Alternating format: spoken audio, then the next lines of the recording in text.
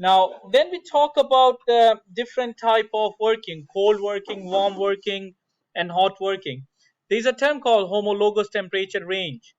Homologous temperature range is a ratio of the temperature to the melting temperature of that metal. So it's a ratio between the temperature you're working on and over the melting temperature.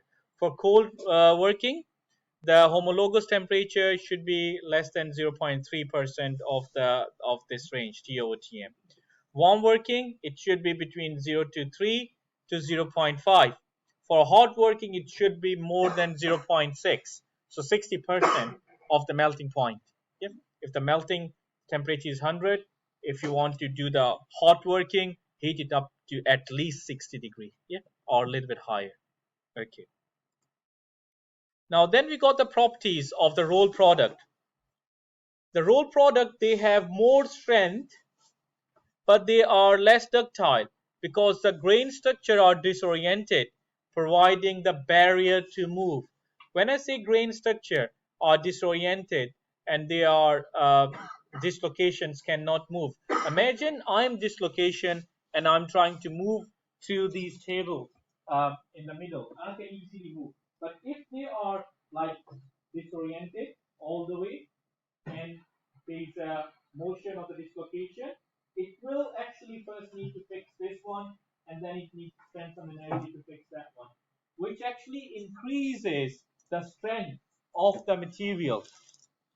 Okay. Hot roll products, they are less strong, but they are more ductile. Now, because some of the heating process actually allows the grain to reorient, yeah, and recrystallize. Yep, that's how it works. Okay, okay. The next one is the machining. Um, Now, how does the machining affect the crystal structure, microstructure, or the structure and the properties of the metal? Um, the first thing is when we do the machining, it follows the whole mechanism of cutting. So imagine that's the workpiece. The blue one is a workpiece, and this the gray one is the tool. And the direction of the movement of the tool is this in the direction of this arrow. Now, then there is an angle. Now, angle of cutting. Yeah, we call the surface which touches the top surface which touches the metal as the rake face, and the other surface we call that one as a flank face. So you can see the tool is shearing the metal away. Now the amount of the material that being sheared depends on multiple factors: the angle, the speed of the tool, and so other factors. We'll talk about that one in detail. Here, TC is the thickness of the cut, the material that's being removed. That's the TC. We talk about that one in detail. Now, when we do the cutting using machining, which is removal of the metal, it affects the surface. It doesn't affect the bulk microstructure. The reason is because when the cutting is happening, it increases the temperature of the surface. Temperature of the surface is increased to such a limit that only on the surface the microstructure change take place. It does not change the whole bulk microstructure of the material. After the machining, there is some residual stresses that are left on the surface, which can be removed by doing the tempering, which is a process of heat treatment.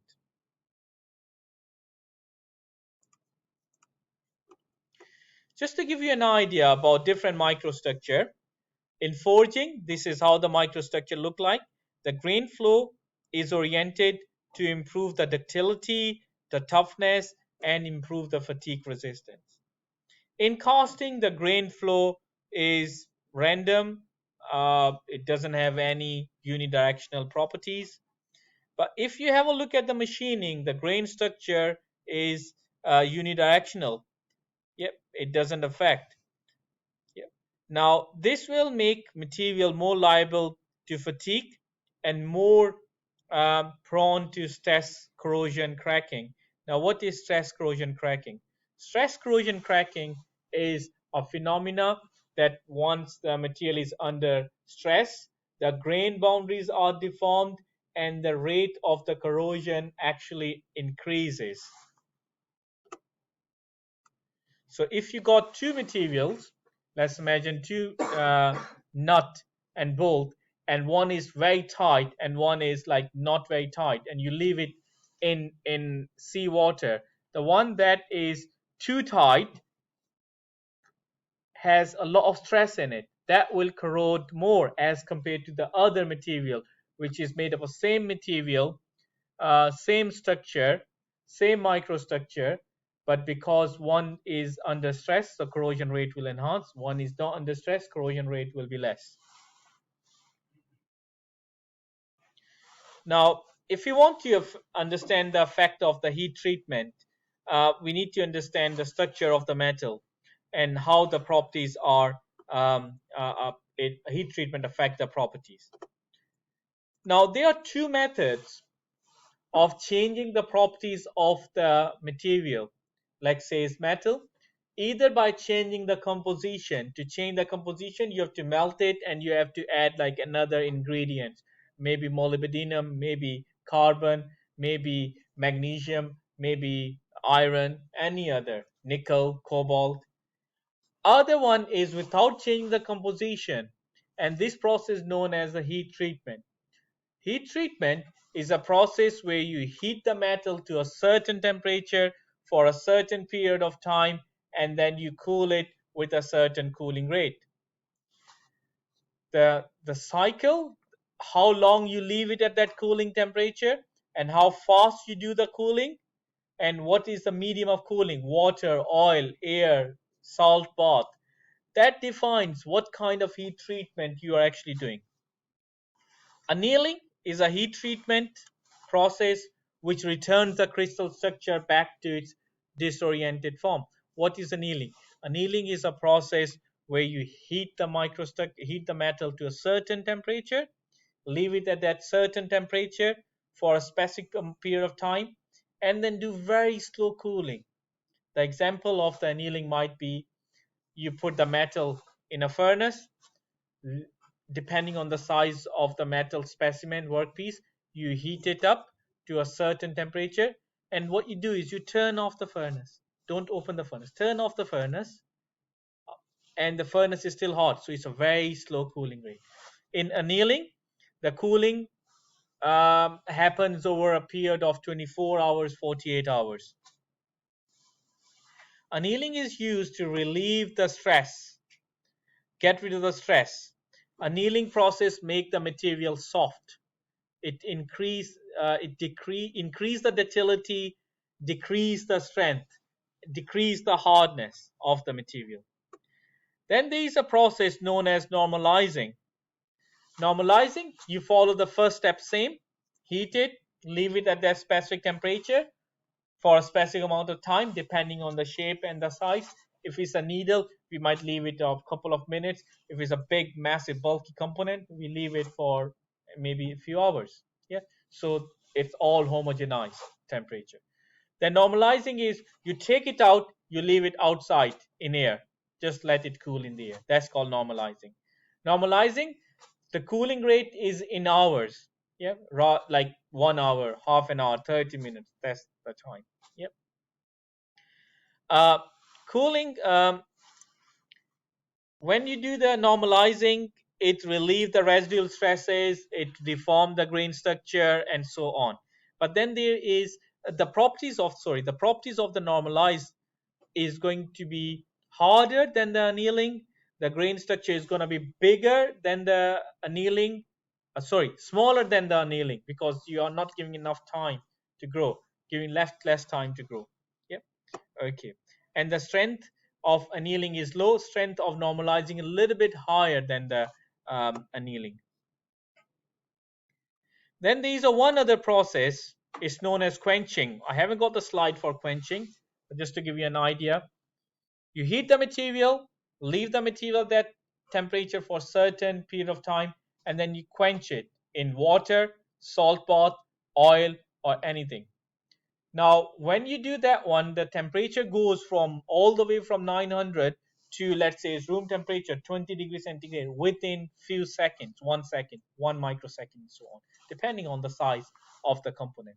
So you're not giving the microstructure to grow. So in quenching, the microstructure, the grains are very small, and it's very hard as well. It's a lot harder. The strength, the hardness increases, the strength reduces, the ductility reduces. It becomes more brittle. Yep. Okay. Then there are different type of hardening we can use. One is called the surface hardening. One is called the bulk hardening. For example, I am performing quenching, let's say.